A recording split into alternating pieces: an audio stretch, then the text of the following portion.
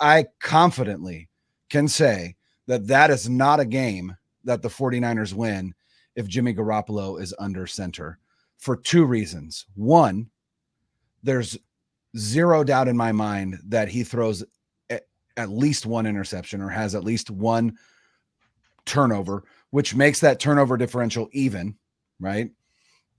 And then two, the amount of pressure that Dallas was getting, especially in the first half, would have absolutely given Garoppolo the happiest of happy feet in that pocket. And it did not seem to phase Purdy in so much as he did not seem rattled by it. Now, obviously, they got a couple sacks early. He wasn't necessarily, I don't want to say he wasn't good, because if you look at the numbers, he was fine.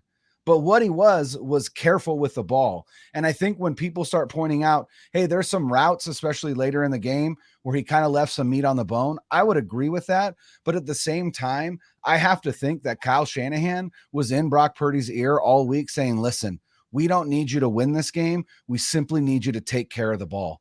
And so there were a couple routes. There was one like a drag route that to Debo, where if he would have at the top of his drop, if he would have fired it in there, he probably would have got it. But Leighton Vander Esch started to creep back, and that window got tighter. And honestly, I think he probably thought to himself, I'm not going to throw into that window because it's getting tighter. Not that it was tight at the time. And I think that's the difference is the processing speed to be like, I'm not going to put it there. I might be able to make that throw.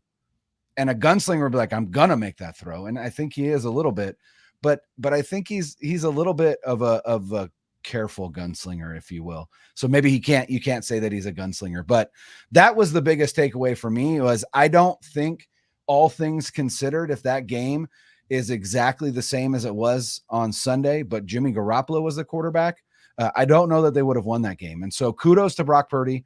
Once again, the moment wasn't too big for him.